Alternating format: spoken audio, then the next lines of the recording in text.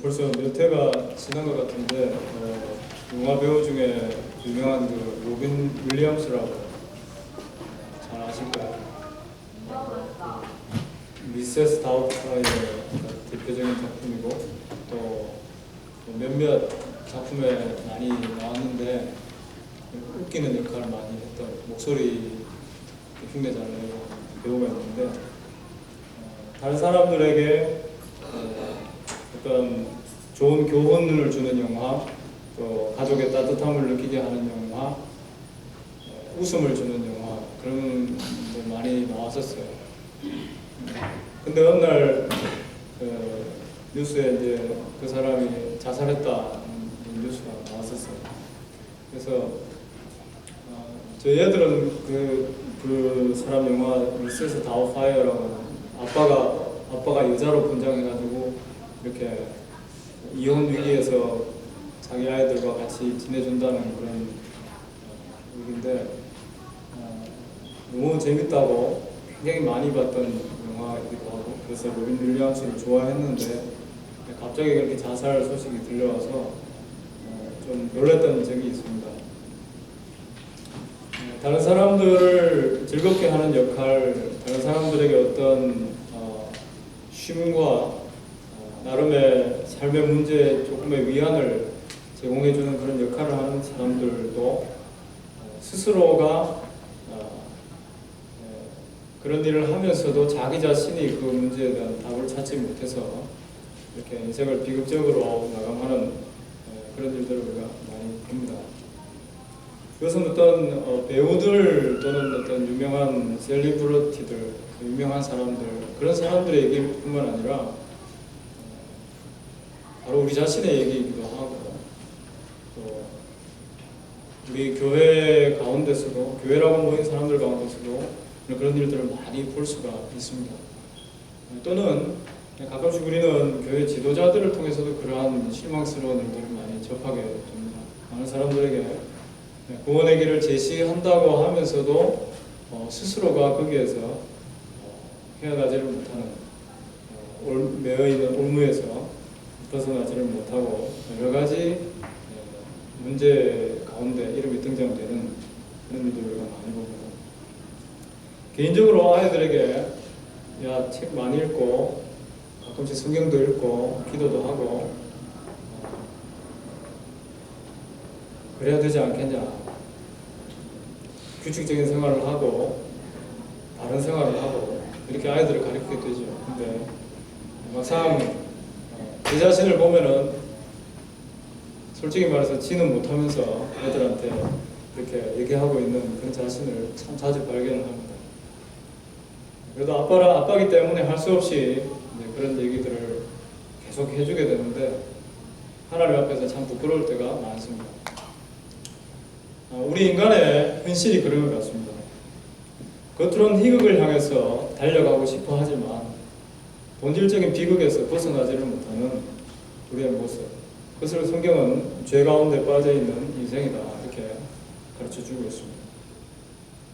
오늘 본문의 말씀은 구약에 기록되어져 있지만 그것도 선지서 끝자락에 기록되어져 있지만 이 본문의 말씀은 하나님께서 우리 비극에 빠져있는 인생에게 주시는 희극을 요약해 놓은 복음이라고 할 수가 있습니다. 이 본문의 말씀 내용은 1절부터 3절의 말씀은 이사야 2장 2절로 4절과 거의 동일합니다. 하나님께서 전을 높은 산에 세우실 것인데 그 전이 모든 산들의 꼭대기에 굳게 서게 될 것이다. 그런 내용이고 많은 사람들이 그 전을 향해서 나오게 될 것이고 많은 사람들이 거기에서 참된 하나님의 말씀, 하나님의 율법을 보게 될 것이고 먹게 될 것이고 그리고 그로 인해서 온 세상에는 평화가 임하게 될 것이고 다시는 전쟁이 없는 그런 상황이 있게 될 것이다. 그리고 오늘 본문 마지막 5절에는 우리가 우리 하나님 여호와의 이름을 빙자해서 달리 말하면 하나님의 이름으로 행하게 될 것이다. 영원히 이런 내용입니다.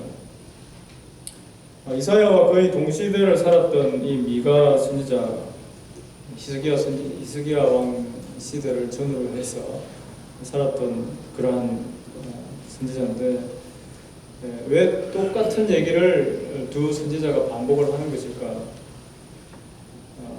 이 내용이 복음이라는 것을 염두에 둘 수 있고, 염두에 두고 하나님께서 주신 언약의 메시지를 함축적으로 담고 있는, 다시 말하면 이스라엘에게 있어서 가장 핵심적이고 중요한 선조 대대로부터 내려오는 그러한 약속의 핵심을 담고 있는 메시지라고 볼 때, 이스라엘 사람들에게 이 메시지는 굉장히 익숙한 메시지라고 할 수 있습니다. 그래서 어떤 선지자든 간에 이 메시지를 전했다고 볼 수 있고, 어떤 어른들이든 간에, 어떤 제사장들이든 어떤 선생들이든 간에 이 메시지를 반복적으로 전해오던 그러한 메시지라고 볼 수가 있습니다. 그래서 이사야와 또 미가는 거의 동일한 말씀을 전하고 있는 것입니다. 가장 핵심되는 것이거든요.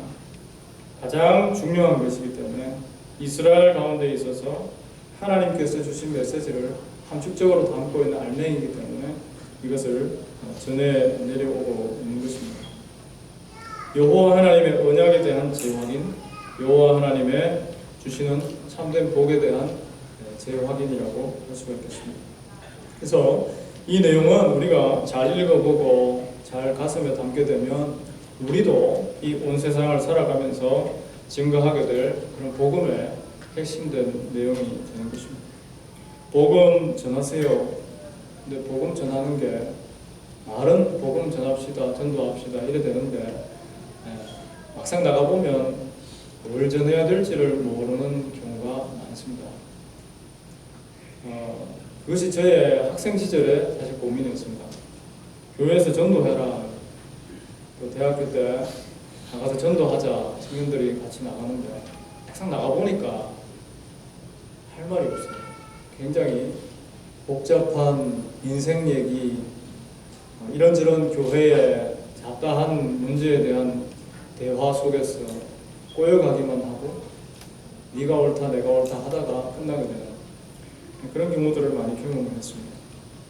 과연 하나님께서 주신 복음의 메시지라는 것이 무엇인가? 감사하게도 오늘 본문이 그 내용을 너무나도 간단하고 정확하게 요약하고 있습니다. 여호와의 전의 산이 곧 성전산이라고 할 수 있는데, 성전이 있는 산, 다시 말하면 예루살렘 언덕 또는 시온산 또는 다윗성이 있는 그 언덕, 이런 이름들로 성경에 기록되어 있습니다.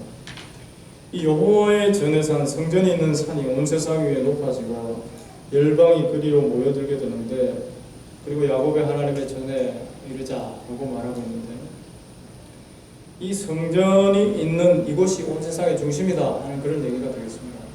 그것이 복음입니다. 간단히 말하면 성전이 있는 곳이 온 세상의 중심입니다. 이 성전이라고 하는 것은 구약에서는 희생 제사가 드려지는 그런 장소입니다. 성전 그러면 굉장히 우리는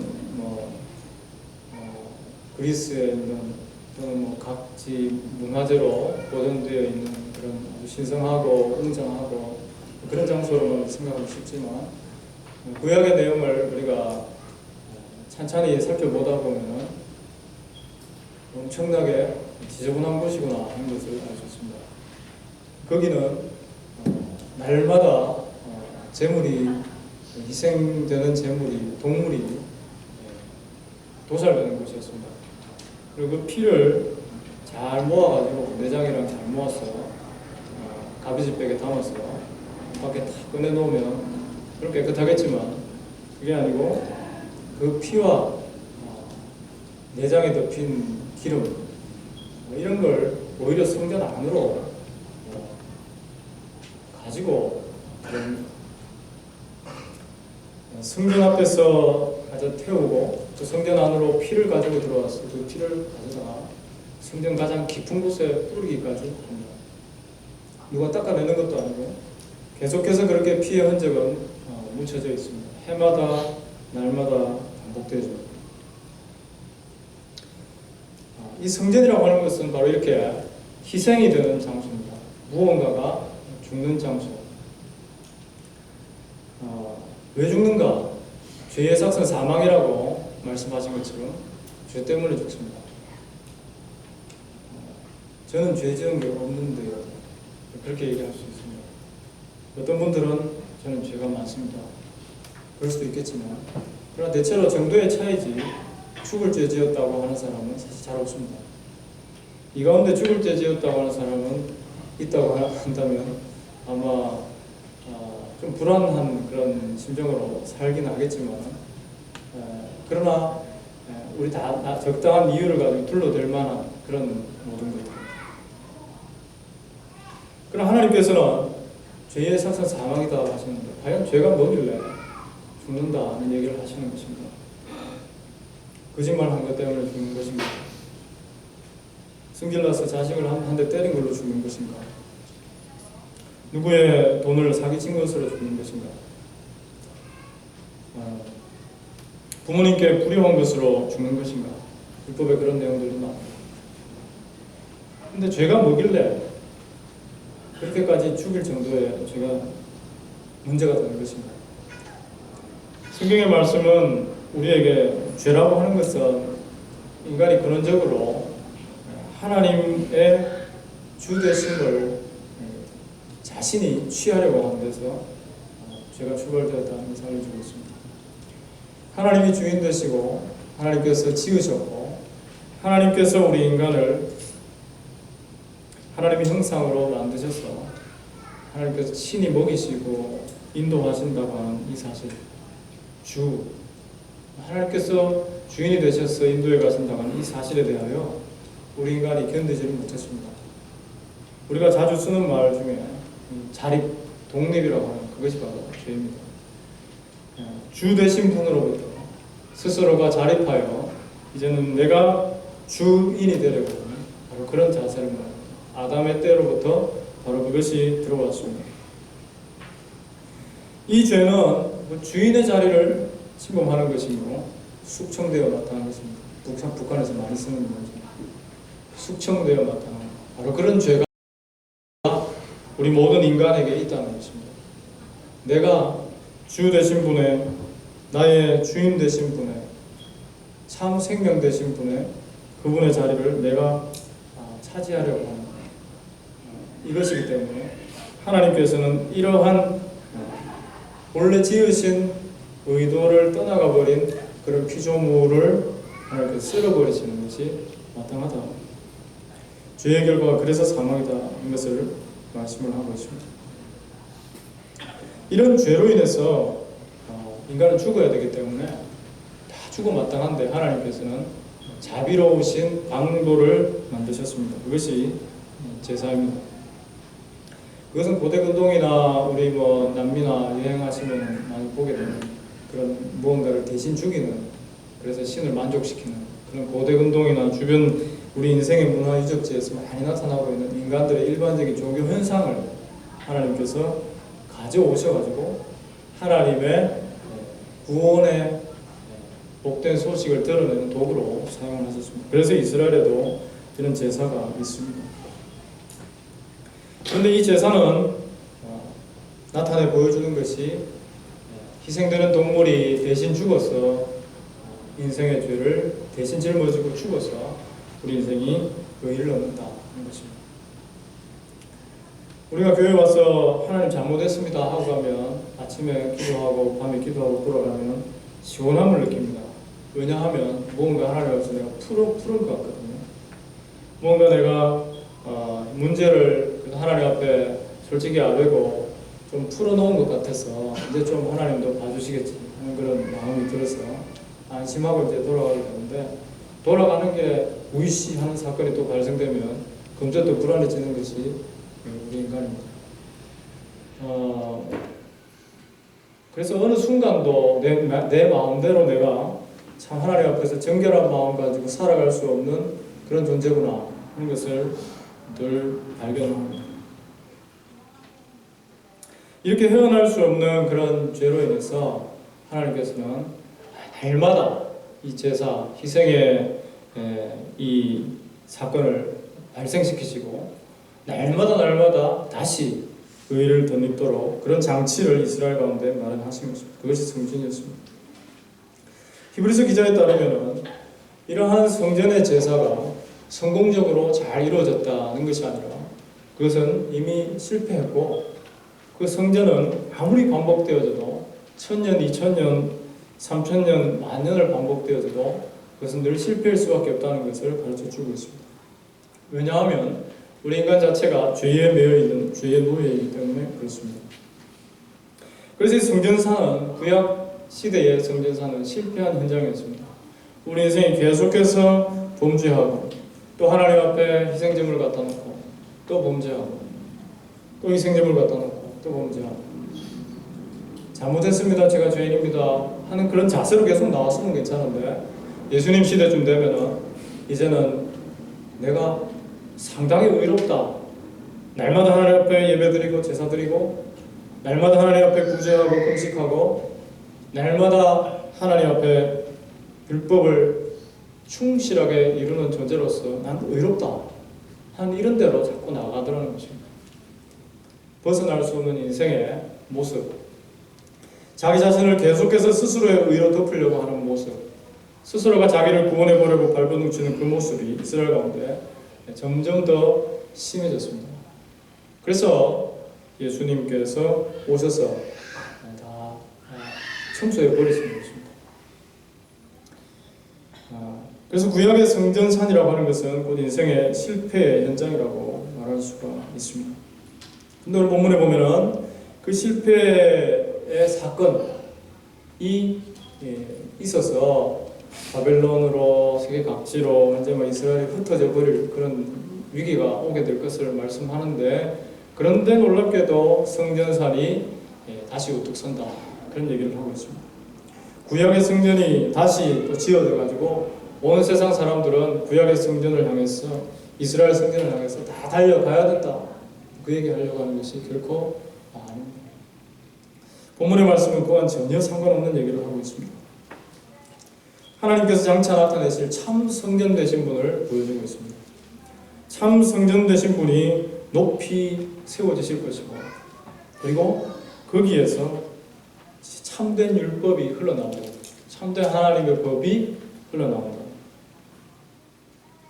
그래서 이것을 통해서 인생들은 더 이상 자신의 의와 발버둥치는 자신의 그런 인생의 문제로 인해서 헤매지 않고 만족함 가운데 편안함을 누리게 될 것이다 하는 그런 내용이 나오고 있습니다.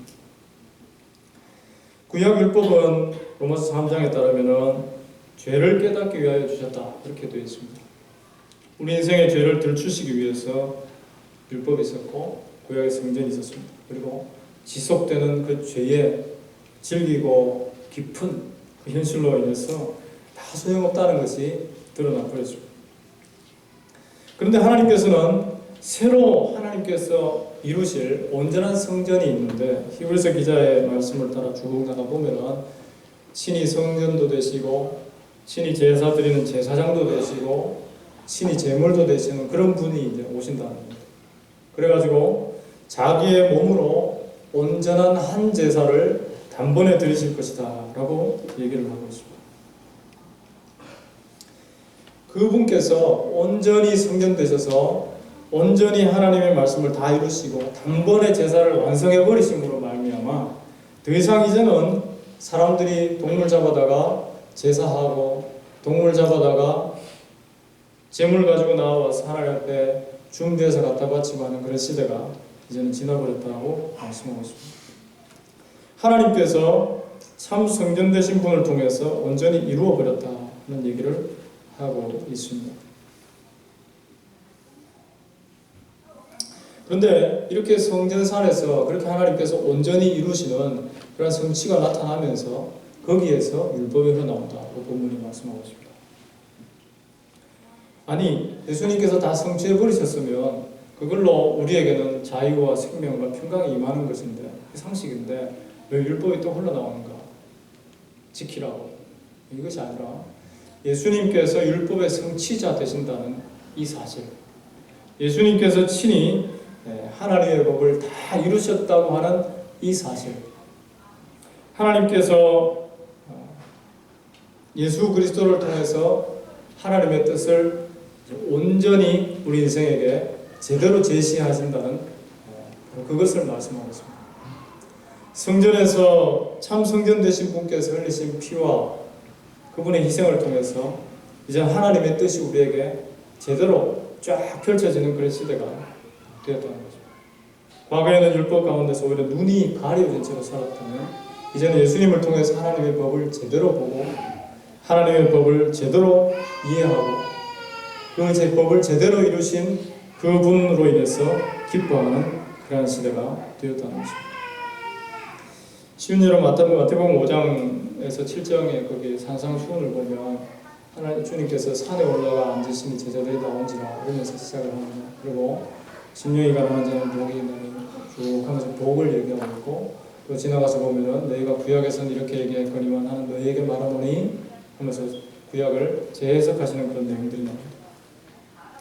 예수님께서 이제는 하나님의 율법을 제대로 가르쳐 주시며 또 그 하나님의 법이 우리 인간 능력으로는 도대체 이룰 수 없는, 우리는 죄인일 뿐이기 때문에 도대체 해결할 수 없는 그런 문제였지만 예수 그리스도께서 십자가에 죽으시고 모든 죄의 저주를, 율법의 저주를 홀로 짊어지시고 희생되심으로써 그 문제를 다 해결하심으로써 다 이루심으로써 이젠 더 이상 율법의 저주가 임하지 아니하는 그런 상태가 되었다 하는 것을 친히 성전 되신 그분께서 자신의 희생으로서 우리에게 말씀해주고 계시는 것입니다. 이것이 성전산에서, 성전이 세워진 높은 곳에서, 그리스도의 십자가가 세워진 그곳에서 흘러나오게 되어지는 율법에 대한 새로운 시각이고 성도들을 향해서 날마다 흘러나오는 하나님의 은혜의 복음인 것입니다. 본문은 그것을 우리에게 말씀을 하고 있습니다. 온전한 성취가 예수님으로 말미암아 십자가에서 이제는 흘러나온다. 성도는 그 흘러나오는 생수를 먹으며 배불러하며 즐거워하는 존재들이다. 그런 것을 말씀을 하고 있는 것입니다.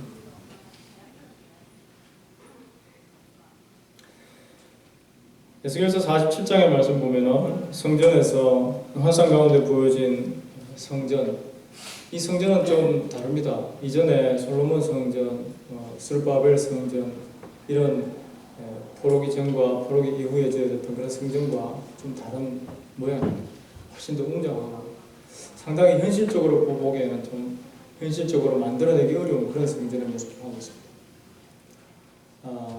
근데 그 성전이 환상 중에 보여지는데 그 성전에서 물이 흘러나와가지고 사방의 모든 것을 소생케 하는 그런 내용을 보여주고 있습니다. 예수님께서는 요한복음 14장에 내가 주는 물을 먹는 자는 영원히 목마르지 아니하리라. 4장 14절에 요한복음 영생하도록 솟아나는 샘물이 되리라 이런 말씀을 하고 계십니다. 영생을 주시는 샘물이다. 요한복음 7장에 가서 보면은 나를 믿는 자는 그 배에서 생수의 강이 흘러나리라 이렇게 말씀을 하고 있습니다. 이것은 예수님 믿을 자에 받을 성령을 가리킨다고 또 해석해 주고 있는데 참된 성령께서 주의 영께서 예수 그리스도를 통해 성경되신 그분을 통해서 흘러나와서 온 세상을 소생케 하는 그러한 역사를 이루신다 하는 것을 이렇게 설명을 해주고 있습니다. 바로 하나님께서 성전산 거기에 세워진 십자가에서 단번에 희생되어진 참 제물 되신 그리고 참 대제사장 되신 그분을 통해서 나타내실 그 생명의 역사가 죄인 가운데 흘러나와서 거기에서 소생함과 만족함과 참된 진리 안에서의 자유를 맛보게 하실 것을 말씀을 하고 있는 그러한 내용들입니다.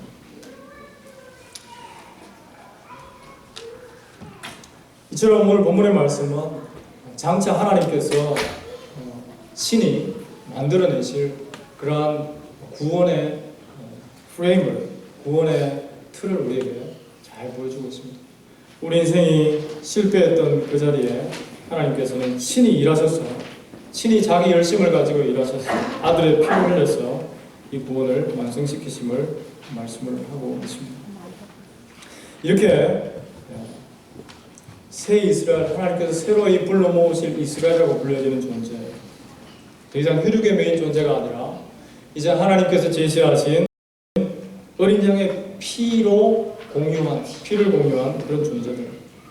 혈액형은 다 다르지만은 하나님께서 주신 은혜의 혈액형, 그리스도의 보혈의 공로를 공유하는 그러한 존재들이기 때문에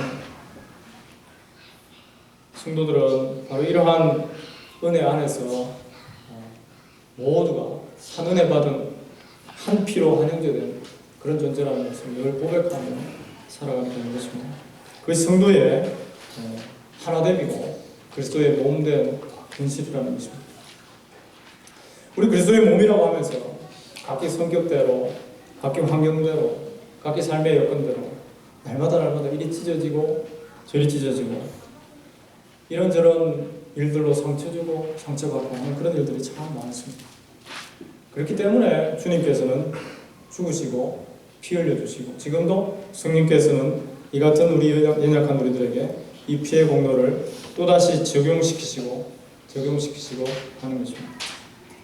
오늘 본문의 내용에 보면은 이렇게 성전에서 흘러나오는 복음을 인해서 많은 사람들이 이제 더 이상 전쟁을 연습지 아니하고 평화를 누린다 이렇게 말씀을 하고 있습니다. 나라들마다 전쟁 연습은 끊이지가 않습니다.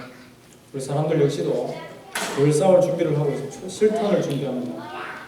실탄이 없으면 자존심이라도 준비를 합니다. 여기서 제가 말씀드리는 실탄은 국가에서는 미사일일 수 있고 우리 개인적으로는 돈일 수 있고 또 이런 것이 없으면 나름 내 안에 숨겨두고 있는 그 무엇을 가지고 자기 의인일 수도 있고 나의 성격일 수도 있고 젊을 때 갈아두었던 가라데나 태권도일 수도 있고 각종 내 자신에게 자신 있는 것을 가지고 공격할 준비를 하면서 살아가는 우리 인생들입니다. 혹시 모르기 때문에 항상 나를 보호할 준비를 하고 있습니다. 그러나 주님께서 피 흘려주시고 이제 복음이 흘러나오는 그 강가에 거하는 하나님 백성들은 더 이상 이러한 전쟁에 준비를 할 이유가 없다는 것입니다. 자기 욕망을 위한 싸움이 필요 없는 것이기 때문에 바울에 따르면 이미 나는 죽고 그리스도와 함께 다시 살았기 때문에 그리스도 안에 있기 때문에 이제 더 이상 내 이름은 없는 것이고 그리스도로 불리워지는 그리스도인이기 때문에 그래서 성도된 존재들은 항상 모일 때마다 저는 성이 뭐고 이름이 뭐고 배경이 어떻게 되고 출신 학교는 어떻게 되고 이런 식으로 자기 자신을 내세우는 것이 아니라 저는 없는 존재나 마찬가지입니다. 이러한 고백 속에서 나는 존재라고 할 수 있습니다. 우리들의 모임이 그 같은 고백에서 자꾸 멀어지는 것은 여전히 우리가 아직도 육에 거하는 동안 여전히 죄악된 본성이 우리 안에서 계속 솟아나고 있기 때문에 그렇습니다. 하나님께서 그것을 그렇게 내버려 두셨습니다. 왜냐하면 그래야 그리스도의 공로가 우리 가운데 날마다 더 크고 놀랍게 고백되어지고 감사한 것이 되어질 수 있기 때문에 그렇습니다. 오늘도 성령께서는 우리로 하여금 이러한 은혜의 자리로 이러한 성전산에 피 흘려진 그 희생의 자리로 나아가도록 우리를 그렇게 역사하고 이끌고 계십니다. 히브리서 4장 16절에 보니까 은혜의 보좌 앞에 담대히 나아가도록 하신다 말씀이 나옵니다. 은혜의 보좌, 십자가 앞에 담대히, 이 담대히라고 하는 말씀은 내가 잘나서가 아니라 하나님께서 죄인을 위하여 행하신 그 일, 그 공로를 의지해서 나는 참으로 초라한 존재임에도 불구하고 그 외에는 생명의 길이 없음을 알게 되어진 이 사실로 인해서 믿음으로 나아간다는 그런 뜻을 가지고 있습니다. 그래서 성도는 모이기를 힘쓰는 존재일 수밖에 없습니다. 어디에 모입니까? 성전 십자가 아래 주님의 고난과 희생과 주님의 죽으신 그 현장 아래 늘 모일 수밖에 없는 것입니다. 열심히 모이자. 그래서 막 모여가지고 물고 뜯고 하기 바쁘다면 이거는 모인 의미가 없죠. 성도로 모였다면 우리들은 항상 주 은혜 아래에서 주님의 죽으심 아래에서 모여있다는 것을 항상 기억을 해야 합니다. 어제 청년부에서 영화를 봤는데 저는 보다가 잠깐 일이 있어서 나가야 돼서 끝까지 못 갔습니다만 예수님이 죽으시고 그 현장을 지켜보는 로마 군병의 어떤 얘기 스토리였던 것 같습니다. 기억에 남는 것은 예수님의 십자가 피 흘린 그 아래에서 이렇게 올려다보는 그 장면이 저는 기억에 참 남았는데요. 우리 성도들의 시선이 항상 그리로 향해야 할 것입니다. 어떤 주님의 피 흘린 고난의 현장을 상상 속에 그려보는 그런 것이 아니라 나의 죄로 인하여서 하나님의 아들이 희생되었다고 하는 이 사실을 순간마다 생각하면서 내가 잘났는데 저 인간은 왜 저렇게 못났을까 하는 그 생각이 얼마나 나의 죄악된 본성인가 하는 것을 확인하면서 나도 예수님 죽인 존재요, 저 사람도 예수님 대신 피 흘려주신 존재요, 모두가 주님의 은혜로 살아가는 존재라고 하는 것을 기억하면서 날마다 주님의 은혜의 자리를 바라보는 것이 성도의 모인 이유라고 하는 것입니다. 날마다 주님의 희생, 은혜의 십자가로 나아가서 거기서 여전히 주님의 피 흘려주신 이 대속의 은혜 아니면 안 될 죄를 생산하는 나의 추함을 고백하면서 늘 새롭게 발견하면서 더 파도 거기에서 마치 흙이 흘러나오듯이 계속해서 흘러나오는 그러한 우리의 죄악됨을 고백하면서 홀로 다 이루어주신 분의 참 복되고 복되심을 제대로 알고 찬송하는 이것이 성도의 복이라고 하는 것입니다. 그래서 5절에 보면은 만민이 각각 자기의 신의 이름을 빙자하여 행하되 오직 우리는 우리 하나님 여호와의 이름을 빙자하여 영원히 행하리로다. 빙자한다는 말은 별로 좋지 않은 그런 해석인 것 같은데 우리 하나님의 이름을 빙자하여 우리 하나님의 이름으로 세상 사람들은 다 자기 신의 이름으로 살아갑니다. 나의 이름으로 살아갑니다. 내가 설정해 놓은 나의 도움이 될 만한 나의 신의 나의 조력자의 이름으로 살아갑니다. 그러나 성도는 주의 이름으로 살아가는 존재입니다. 여호와의 이름으로. 이 여호와의 이름이라고 하는 것은 신약에 오면 주의 이름으로 바뀌게 됩니다. 신약에서 예수님께서 성전에 들어가실 때 십자가 지시기 전에 성전에 들어가실 때 많은 사람들이 노래했습니다. 호산나 구원하소서 주의 이름으로 오시는 이여 여호와의 이름으로 오시는 이여 언약대로 오시는 주여 이런 고백입니다. 우리를 구원하시옵소서. 주님만이 구주이십니다. 즉 성도는 구약 성도들이 여호와의 이름으로 행했던 것처럼 이제는 주의 이름으로 오시는 분을 의지해서 그분의 이름으로 달리 말하면 간단히 말하면 오늘 설교의 제목처럼 예수 이름으로 행하는 자들이라고 할 수가 있습니다. 예수님의 피 흘려주신 그 공로 의지에서 살아가는 존재들입니다. 순간순간마다 예수님의 찢으신 살과 그 흘리신 피가 나의 생명 되었음을, 나의 의 되었음을 생각할 때에 함부로 열던 입을 닫게 되어지는 그런 존재들이 우리 성도라고 할 수가 있습니다. 내가 밥 먹는 순간에도 숟가락 뜨면서도 내가 이 밥을 먹고 힘을 내지만 잠시뿐 곧 죽을 존재, 여전히 죄에서 벗어날 수 없는 존재, 그러나 주님께서 살 찢어 나에게 주심으로 그 희생을 먹고 나는 생명을 얻은 은혜 입은 존재일 뿐이구나 하는 것을 고백할 때에 밥 먹는 순간도 성찬의 예식의 순간이 되는 것입니다. 물을 마실 때도 마찬가지입니다. 주님의 희생을 덧입어서 그의 피로 얻은 의를 옷 입고 살아가는 존재라는 것, 우리가 무언가를 걸치고 살아가면서도 주님의 의가 나에게 걸쳐졌다는 이 사실을 기억하면서 살아갈 때에 우리 남에게 보이려고 하는 그러한 우리의 마음들을 내려놓을 수가 있을 것입니다. 무언가 더 좋은 것으로 걸치려고 하는 이 세상 가운데서 하나님께서 가장 복되고 값진 예수 그리스도의 의의 가죽옷을 입혀주신 것을 기억하면서 살아갈 때 참 복된 성도라고 할 것입니다. 그래서 예수 이름으로 살아간다고 하는 것, 주의 이름으로 살아간다고 하는 것, 예수 이름으로 기도한다고 하는 것, 이 모든 것은 복음을 요약하고 있는 너무나도 참 복된 그런 고백이고 복된 성도의 모습이라는 것입니다. 어느 한순간도 우리가 예수의 이름 아니면 여전히 죄악 가운데 멸망할 존재임을 기억하면서 그의 희생을 덧입어서 그의 피의 공로로 살아가는 존재라는 것을 늘 기억하면서 이 사실을 증거하는 예수 믿는 사람, 이 사실을 증거하는 예수 그리스도인으로서 이 세상 가운데 빛이 될 수 있도록, 주님의 빛을 증거하는 도구로 쓰임받을 수 있도록 우리가 기도해야 할 줄 압니다. 바로 이런 성도들이 참으로 복된 자들인 것입니다. 가장 능력 있는 존재인 것입니다. 예수 이름 아래서 죄의 권세가 더 이상 흔들 수 없는 놀라운 능력을 힘입은 이 사실을 기억하면서 겸손히 주님의 이름 죽을 때까지 증거하며 살아가는 우리 모든 성도 되시기를 간절히 바랍니다. 함께 기도하겠습니다. 주님 은혜를 감사합니다.